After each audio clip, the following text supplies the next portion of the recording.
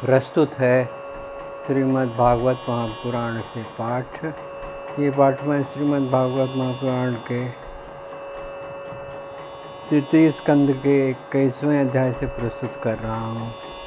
विषय है कर्दम जी की तपस्या और भगवान का वरदान। ध्यान से सुनेंगे, सुंदर प्रसंग है, आनंद आएगा। ध्यान से सुने।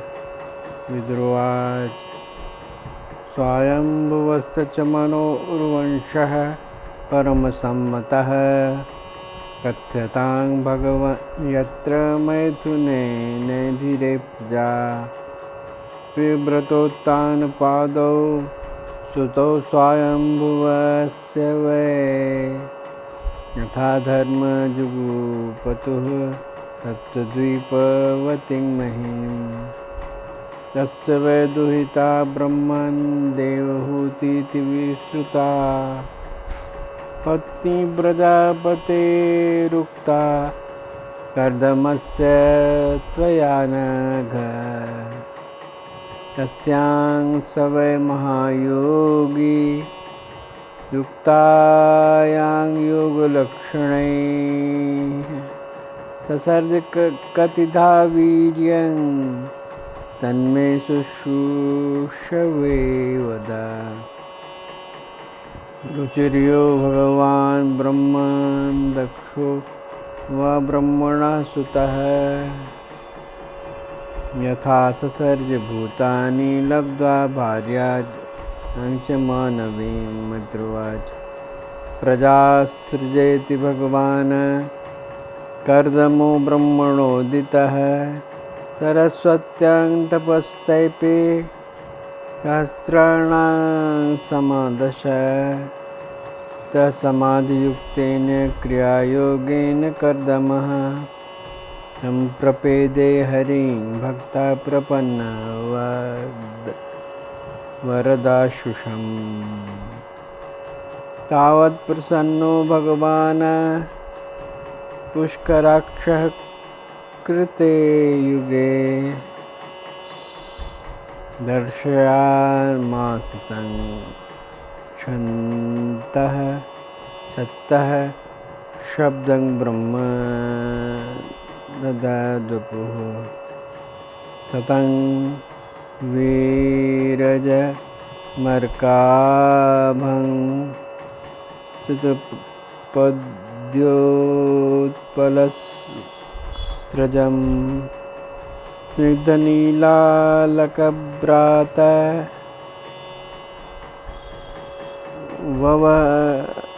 वक्त्राब्जं चिरयोन्वरं विरजोम्बरं किरीटिनं कुण्डलिनं शङ्खचक्रगदाधरं श्रेयोत्पलक्रीडनकं मनः स्पर्शस्मिते क्षणम्। अभी मैं पाठ प्रस्तुत कर रहा था श्रीमद् भागवत महापुराण के तृतीय स्कंद के 21वें अध्याय से। श्लोक संख्या की स्थिति 1 से लेकर 10 तक। सुंदर प्रसंग था। ब्रह्मा जी के सृष्टि में कैसे वृद्धि हो रही थी, ब्रह्मा जी कैसे अपनी सृष्टि के चक्र को चला रहे थे। नारायण की आज्ञा से उन्होंने ऐसा करने का निश्चय लिया था और उसे पूरे तौर पर निभा रहे थे। इसका वर्णन इस अध्याय में और पिछले अध्याय के बाद इस अध्याय में भी आप देख रहे हैं। बहुत सुंदर। आज हम लोग जो हैं वो ब्रह्मा जी की सृष्टि के कारण ही हैं। हम लोग अस्तित्व उन्हीं के कारण है।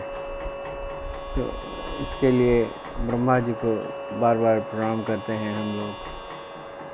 और नारायण को के चरणों में जो प्रणपात है ही। अभी आपने संस्कृत में इसका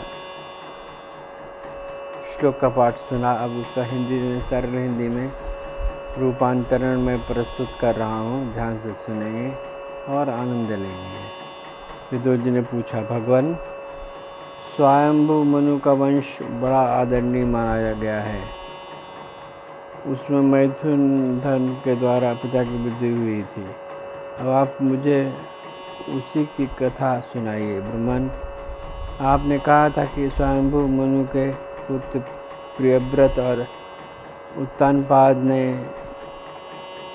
सातों द्वीपों वाली पृथ्वी का धर्म पूर्वक पालन किया तथा उनकी पुत्री जो देवहूति के नाम से विख्यात थे कर्दम प्रजापति जी को ब्याही गई थी।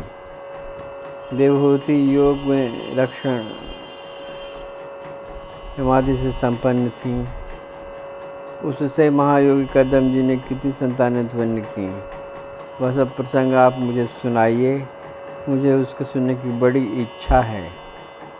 इस प्रकार भगवान रुचि और ब्रह्मा जी के पुत्र दक्ष प्रजापति ने भी मनु जी की कन्याओं का पानी ग्रहण किया और उनसे किस प्रकार क्या क्या संतान उत्पन्न की, वह सभी मुझे विस्तार से बताइए। मैत्रेय जी ने कहा, विदुर जी, जब ब्रह्मा जी ने भगवान कर्दम जी को आज्ञा दी कि तुम संतान की उत्पत्ति करो तो उन्होंने 10,000 वर्षों तक सरस्वती नदी के तीर पर तपस्या की।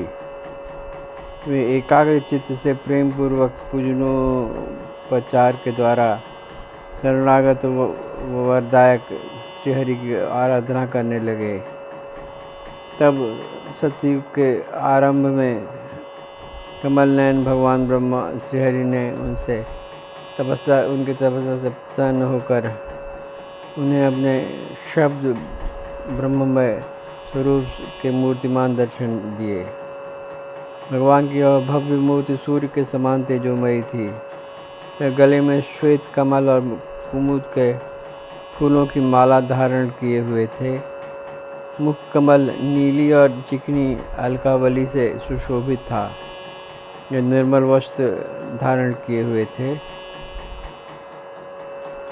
सिर पर झिलमिलाता हुआ सुवर्णमय मुकुट था। कानों में जगमगाते हुए कुंडल और कर कमल में शंख चक्र गदा पद्म आदि आयुध विराजमान थे।